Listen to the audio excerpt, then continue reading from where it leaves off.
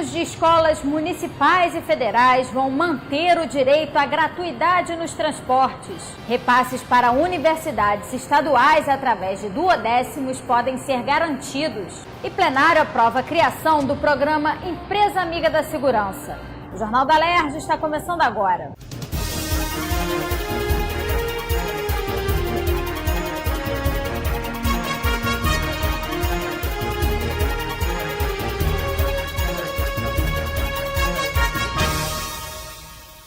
Boa noite. O secretário estadual de Educação, Wagner Victor, garantiu que o governo vai manter a gratuidade nos transportes públicos para alunos da rede municipal e federal durante a audiência pública da Comissão de Educação nesta quarta-feira. Em maio desse ano, a Secretaria Estadual de Educação anunciou o fim do passe livre para estudantes da rede pública municipal e federal a partir de janeiro de 2018. Segundo o secretário, existia um vácuo na legislação vigente que prevê o pagamento do passe somente para alunos da rede estadual. Na terça-feira, a Alerj aprovou em primeira discussão um projeto assinado por 37 deputados, modificando a regra atual e garantindo a gratuidade da passagem para alunos que deixariam de ter o benefício. O projeto ainda será analisado em segunda discussão pelos deputados antes de ser encaminhado ao governador do estado, mas Victor já adiantou que Luiz Fernando Pezão vai sancionar a proposta. Em função da lei que será sancionada, eu levarei ao governo, independente de qualquer mérito político ou questão jurídica de iniciativa ou não, eu levarei, como já levei em outras questões na minha gestão, para que o governo venha sancionar essa lei e que será praticada independente da emenda de buscar ressarcimento ou não do governo federal. Segundo o presidente da Associação dos Estudantes Secundaristas do Estado do Rio, 27 mil alunos seriam afetados com o corte do passe livre. Juan Vidal espera que o secretário cumpra o que disse durante a audiência. Hoje a gente, além desse comprometimento, porque o projeto tem 38 coautores, foi por votação unânime, a gente ainda fez um desafio para o secretário, que ele retirasse a resolução dele, a resolução que diz que vai se passar para a rede, que o MEC vai ter a responsabilidade de arcar, sendo que o MEC não se responsabilizou em hora nenhuma. Então, nesse momento, a gente desafiou ele hoje na audiência pública e ele se comprometeu a retirar essa resolução dele ainda. Então a gente fica garantido por duas vias, tanto pela lei que garante isso, quanto pela retirada do secretário. Pelo menos na palavra, por hora, a gente tem o nosso direito do passe livre garantido. Outro assunto debatido na reunião foi a nomeação de professores concursados. Aproximadamente 1.000 profissionais aguardam a contratação. O secretário informou que a Procuradoria-Geral do Estado está analisando a questão, pois o Rio já atingiu o limite em despesa de pessoal. Mas, segundo o presidente da Comissão de Educação, deputado Conte Bittencourt, tanto a lei que estabelece o estado de calamidade financeira do Rio de Janeiro, quanto a de limites de pessoal, abrem exceção quando falam de obrigações fundamentais do poder público e que educação é uma delas. O parlamentar espera que o impasse seja resolvido no próximo ano. Como é que você vai promover a obrigatoriedade da educação se você tem professores? O processo do quadro docente do Estado ele tem uma dinâmica com uma velocidade muito acelerada. Aposentadorias, licenças médicas. Então, esses 900 docentes, quase 1.000 docentes, eles já fizeram concurso, já cumpriram todas as etapas preliminares para poderem agora assinar o seu contrato e resolver o problema de carência na ponta, que são as escolas. Nós temos carências em diversas disciplinas, por isso o Estado fez o concurso, fez o processo todo preliminar de contrato, agora falta só uma autorização para contratação. Eu espero que saia para o início do próximo ano letivo, porque temos muitas carências na rede estadual. A CPI da Alerj, que investiga o desmonte da Petrobras e a venda de ativos da estatal, ouviu o diretor-geral da Agência Nacional do Petróleo, que apresentou uma visão otimista para a recuperação do setor no estado. Segundo Décio O'Donnell, diretor da ANP, a indústria do petróleo no Brasil declinou por ficar um longo período sem fazer leilões de áreas de exploração. Atrelado à queda do preço do barril no mercado exterior e à crise na Petrobras, os investimentos despencaram. Apesar do cenário atual, o executivo acredita em um futuro próspero para o setor, principalmente no Rio de Janeiro. Para ele, o país precisa atrair investimentos, aumentando a oferta de áreas de exploração. Um estudo de impacto de leilões estima que a produção das reservas de petróleo podem gerar a contratação de até 22 novas plataformas até o fim da próxima década. Medidas para melhorar a extração dos campos maduros também têm sido adotadas pela agência e devem trazer resultados a curto prazo. O sucesso dos leilões desse ano já garantem um aumento da atividade nos próximos anos. Mas como o ciclo da indústria de petróleo é um ciclo de longo prazo, entre a assinatura de um contrato e produção de petróleo a gente tem aí pelo menos 6 anos, esses leilões não vão trazer investimentos significativos do ano que vem, 2019. Então nós estamos trabalhando também nos contratos existentes com uma série de medidas regulatórias para que haja sim uma retomada já no mais curto prazo e que isso possa beneficiar a sociedade brasileira. Segundo Décio, a ANP vem trabalhando para que a regulamentação dos contratos de conteúdo local, assinados desde 2005, possibilitem a contratação de novas plataformas. Quanto às taxações do petróleo, o diretor afirmou ser mais benéfico cobrar as empresas no período de lucro das atividades do que taxar os investimentos, o que, segundo ele, acaba inibindo as companhias de investir em capital. O que a gente vê é que os países mais bem-sucedidos, do ponto de vista fiscal e de geração de renda e transferência de renda, são países que conseguem atrair investimentos. E a atração de investimento gera arrecadação no futuro. O risco que nós temos ao taxar de forma pesada investimentos é inibi-los e depois não gerar o fato gerador para arrecadação. Presidente da CPI, o deputado Paulo Ramos não compartilha do mesmo otimismo do diretor. Para o parlamentar, é preciso denunciar e resistir ao que chamou de entrega do patrimônio nacional. A Agência Nacional de Petróleo não tem nenhuma autonomia. Está deliberadamente a serviço de uma política pública imposta pelo governo Temer de desmonte o mais completo da Petrobras. A Comissão de Emendas Constitucionais e Vetos deu parecer favorável à proposta de emenda constitucional que garante o repasse de percentuais fixos do orçamento do Estado, os duodécimos, para as universidades estaduais. O texto original do projeto foi alterado com a incorporação de 2 emendas dos parlamentares. A primeira inclui a Fundação Centro Universitário Estadual da Zona Oeste, a UESO, e a Universidade Estadual do Norte Fluminense, a UENF. Inicialmente, só a UERJ seria beneficiada com a transferência das verbas. A segunda faz um escalonamento progressivo nos repasses. Haverá uma transição desse repasse por duodécimo obrigatório. No mínimo, 33% em 2018. No mínimo, 66% em 2019. E, finalmente, 100% em 2020. 33, 66, 100% de quê? Do orçamento de cada uma das universidades. O presidente em exercício, o deputado André Ceciliano, destacou o esforço de todos os parlamentares na construção de um consenso sobre a PEC. Ceciliano espera colocar a proposta em votação na próxima terça-feira. O reitor da UERJ comemorou os avanços conseguidos na reunião de hoje. A gente agora está construindo junto ao governador Pezão, a concordância para que a base possa votar, porque serão necessários 42 votos. A gente está dando um passo importante.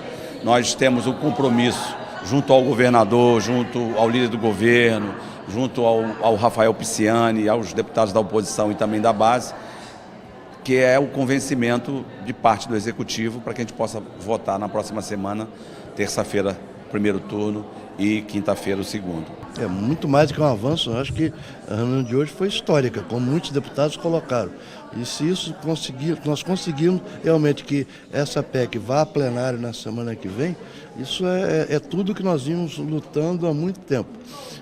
Nós vamos conseguir, estamos prestes a conseguir, que os duodécimos sejam reconhecidos como devidos às universidades. Isso é tudo para preencher a nossa autonomia financeira que está na Constituição Federal. Outras 3 propostas receberam parecer da comissão pela admissibilidade. A PEC 40 determina o repasse de 2/10 para o Fundo Estadual de Saúde até o dia 20 de cada mês. A de número 55 permite que a Defensoria possa apresentar leis complementares e ordinárias. A última discutida, a PEC 44, possibilita o remanejamento de receitas vindas de taxas de serviços públicos. O deputado Márcio Pacheco, presidente da Comissão de Defesa da Pessoa com Deficiência, cobrou da Prefeitura de Niterói medidas de apoio e ações de socorro ao abrigo estadual de Itaipu, da Fundação Leão 13. A unidade, que já teve capacidade para atender 300 pessoas, hoje acolhe em condições precárias apenas 13 pacientes. Em audiência pública em conjunto com a Câmara Municipal de Niterói, o deputado pediu explicações das autoridades locais. O município de Niterói não se comunica com a Fundação Leão 13, um equipamento que está no município de Niterói e que, apesar de ser do estado, tem seus munícipes. E o município simplesmente se isenta de não querer nem cadastrar esses munícipes para ter atendimento de saúde. Segundo o coordenador do Centro de Recuperação Social de Itaipu, existe um descaso por parte da Secretaria Municipal de Assistência Social de Niterói com o abrigo. Ele também afirmou que o repasse de verba do governo estadual não está sendo feito em dia. Desde que assumiu em setembro, o gestor tenta que os residentes do abrigo sejam atendidos também pela Clínica da Família. Provocamos o município por algumas vezes na prerrogativa de nos reunirmos para juntos planejarmos o que consideramos necessário para que o CRS Itaipu funcione e atenda, sobretudo, os direitos daquelas pessoas que estão abrigadas, acolhidas, na finalidade de construir um termo de cooperação técnica. Devido a uma ação civil movida pelo Ministério Público Estadual, 63 pacientes foram transferidos do abrigo para unidades psiquiátricas de Friburgo e Vassouras em 2016. A subsecretária de Assistência Social de Niterói afirmou que algumas medidas para o atendimento dos 13 pacientes que ficaram já foram tomadas. Ela espera a decisão judicial pela reintegração dos que foram transferidos para poder prestar auxílio. A gente está atendendo aquela população via CRAI, Centro de Referência da Assistência Social de Cafubá, como assistente social de referência. A população com a documentação total já foi cadastrada no CAD único para ter acesso ao Bolsa Família e ao BPC. E a ideia nossa é intensificar tanto o serviço da proteção social básica quanto o serviço da população da proteção social especial para aquela população, seja os 13 ou, quando houver reconfiguração de acordo com a decisão judicial, o número de pessoas e de demandas que ali tiverem dependentes ou usuários da assistência social como um todo. O deputado Márcio Pacheco falou da existência de um projeto da Prefeitura de Niterói para desativar o abrigo e construir um parque no terreno de aproximadamente 10 mil metros quadrados, onde funciona o Centro de Recuperação Social. Ele vai encaminhar um ofício à Prefeitura pedindo dados e informações sobre a construção da área de lazer. Fazer um parque não é um problema. Agora, extinguir um equipamento de saúde, um equipamento de reabilitação para a feitura de um parque, eu acho que é falta de visão pública, falta de visão política e de prioridade. Ninguém é contra um parque. Agora, um ambiente tão extenso, mais de 10 mil metros quadrados, você pode tanto ter um parque, pode ter um trabalho de ressocialização para a comunidade, mas continuar tendo equipamento de saúde nos melhores modelos de atendimento ao idoso, que é essa a prioridade. O Estado não pode simplesmente abandonar um local como esse e fazer um parque, e nós vamos colocar essas pessoas aonde? A arrecadação da dívida ativa feita pela Procuradoria-Geral do Estado aumentou 47% em relação ao ano passado. A informação foi passada durante a Comissão de Representação da Alerj, que apura a securitização da dívida ativa do Estado. Segundo o procurador da PGE, esse aumento na arrecadação não leva em conta as anistias concedidas pelo Estado e representa 80 milhões a mais para os cofres públicos. A gente vem fazendo um trabalho muito específico de especialização de alguns setores lá da dívida ativa de cobrança para ver se consegue gerar mais eficiência na arrecadação de créditos inscritos em dívida ativa. Com isso, a gente esse ano já conseguiu um aumento de quase 80 milhões em relação ao ano passado, o que representa 47%, de tudo que está fora de qualquer benefício que tenha sido dado via lei. Ou seja, tudo que a gente chama vulgarmente de anistia. Quanto à securitização da dívida, o procurador explicou que o modelo adotado é semelhante ao praticado no estado de São Paulo e que está de acordo com a lei. Já em relação à efetividade do modelo, ele acredita que órgãos como a Secretaria de Fazenda e o Tribunal de Contas do Estado devem dar o parecer adequado. O que chegou para a Procuradoria da Dívida Ativa analisar, como o deputado bem colocou na audiência que acabou de terminar, foi uma parcela restrita relativa a uma anistia que aconteceu e aí securitizaria somente essa parcela da dívida ativa. Quanto à efetividade, na verdade, a gente tem alguns limites para a nossa manifestação. Os outros órgãos que possuem um corpo técnico qualificado para tanto, Secretaria de Fazenda, Tribunal de Contas do Estado, ficaram de fazer uma análise mais precisa dessa efetividade. Presidente da comissão, o deputado Paulo Ramos, acredita que a securitização da dívida é lesiva aos interesses do Estado.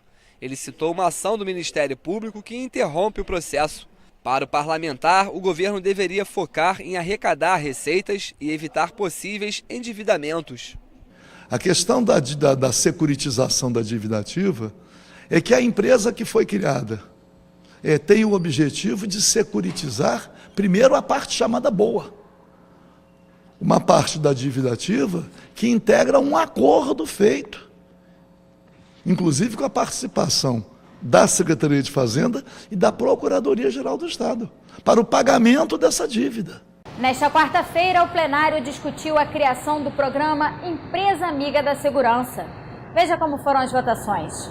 Nesta quarta-feira, os parlamentares analisaram o projeto do deputado Samuel Malafaia, que cria o programa Empresa Amiga da Segurança. A proposta diz que empresas privadas podem contribuir para melhorar a estrutura das delegacias de polícia, presídios, batalhões da Polícia Militar e dos bombeiros. O texto foi aprovado e vai ser analisado pelo governador. Esse projeto é para ajudar a polícia. Pode ser com mão de obra, pode ser com fornecimento de materiais, pode ser com oficina, por exemplo. Teve um empresário que consertou 10 carros da PM já. Poxa, isso só vai esperar consertar, vai entrar na coisa. Não. Então é uma coisa que vem ajudar as nossas instituições. Já os deputados Luiz Paulo, Lucinha e André Siciliano querem alterar a lei que criou regras para a criação amadora de pássaros no estado. O texto amplia o número de transferência de pássaros por criadores de 50 para 125. Outra modificação é no valor da taxa a ser paga para a transferência dos animais, que passa de 4 para 10 unidades fiscais de referência, cerca de R$ 3.000. Os torneios só poderão ser realizados por associações e clubes que tenham cadastro no INEA. O texto aprovado segue para sanção ou veto do governador. Nesse projeto eu defendi a seguinte tese: quanto menor for o valor de mercado de um pássaro, menos esse pássaro será caçado na natureza. Se eu permito aumentar o plantel, eu vou botar mais pássaro, né? Vou criar mais pássaro, vai ter mais oferta, com mais oferta vai ter menos procura e o preço cai. O que eu quero não é nem um comercial, é que seja um MEI, pequeno empresário, porque quando ele passa a vender com recibo, você cobra o tributo, que vai ajudar o INEA a fazer a fiscalização. Operadoras de internet de banda larga fixa podem ser proibidas de interromper o serviço ou diminuir a velocidade contratada, mesmo quando for atingido um limite pré-estabelecido de volume de dados.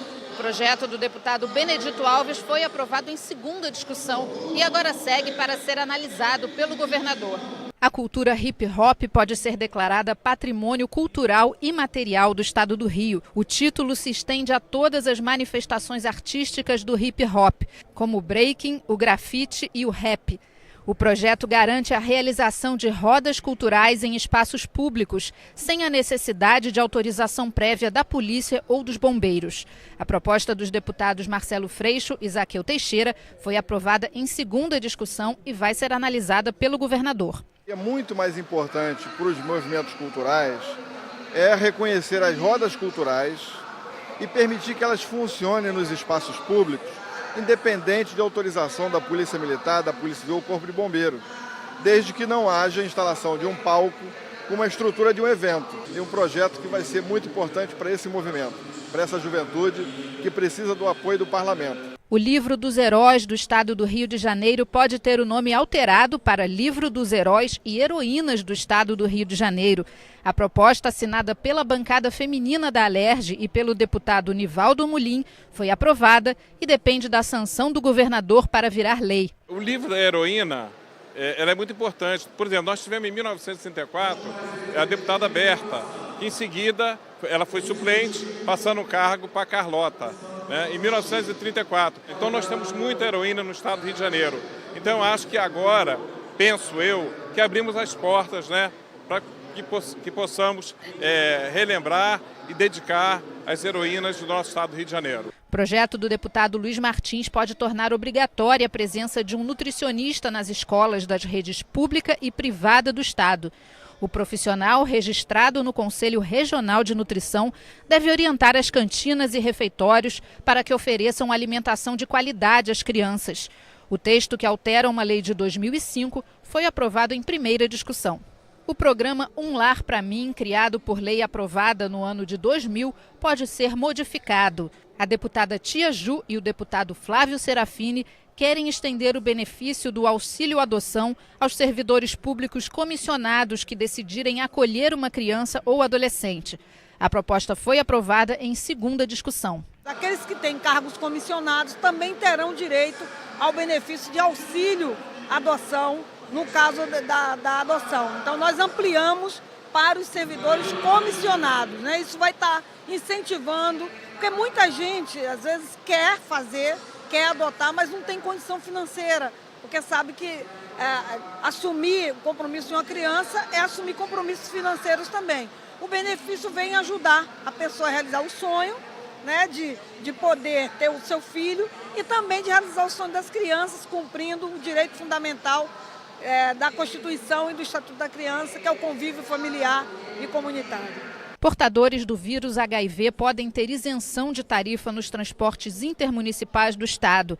A proposta do deputado Gilberto Palmares altera a lei de 2005, que trata da gratuidade no transporte público. O projeto foi aprovado em primeira discussão e ainda retorna ao plenário para mais uma votação. Pessoas pobres que precisam constantemente ir buscar remédio, tratamento, às vezes não conseguem se deslocar por não terem dinheiro para passagem. Então é para garantir a essas pessoas o seu direito ao tratamento. Por isso é importante que elas tenham gratuidade da passagem. E o deputado Paulo Ramos quer garantir que as aulas de educação à distância sejam ministradas por professores qualificados para o cargo. O projeto do parlamentar proíbe o uso do termo tutor para essa atividade e determina que o piso regional seja o mesmo dos professores presenciais. A matéria foi aprovada em primeira discussão. A educação à distância vem ocupando um espaço muito grande, substituindo a educação presencial. Quer dizer, a busca do lucro tem feito com que grupos ligados à educação privada tenham centenas de milhares de alunos na graduação. Substituem o professor, não a qualificação do contratado, que a qualificação é de professor, mas chamam de tutor para pagar um salário muito menor. A deputada Fatinha quer que o governo ofereça acompanhamento psicológico para pacientes com câncer em tratamento nas unidades públicas de saúde. O texto propõe parcerias entre o governo do estado e prefeituras para oferecer o serviço. O projeto foi aprovado em primeira discussão. Esse projeto é para beneficiar não só a pessoa, mas também a família e todos que estão envolvidos com a pessoa que teve ou tem o seu tratamento do câncer em potencial, principalmente que fica com problemas psicológicos. E os locais de grande circulação de pessoas, como shoppings, hospitais e prédios públicos, podem ser obrigados a instalar mapas táteis com informações em braille. Quem descumprir a regra pode ser multado. Outro projeto da deputada Fatinha, aprovado em primeira discussão. Esse projeto é um projeto importantíssimo, principalmente como o nosso estado do Rio de Janeiro, as pessoas que chegam, até mesmo vêm fazer turismo na nossa cidade e eles precisam dessa acessibilidade. Então esse projeto é de grande importância, não só para o nosso estado, como para toda a nossa Baixada Fluminense e o nosso estado do Rio de Janeiro. Já a deputada Márcia Giovanni quer proibir qualquer tipo de apologia de maus tratos a animais nas cartilhas pedagógicas e no material didático utilizado em escolas públicas e privadas do estado.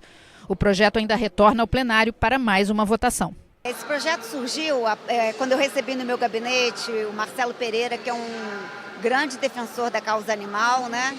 E nos orientou isso, que as cartilhas, né, infantis geralmente induzem as crianças, mostram fotos de animais sofrendo maus tratos. Então, se a gente puder evitar isso, conscientizar as crianças que a gente deve proteger os animais, eu acho que vai ser muito bom para o nosso futuro.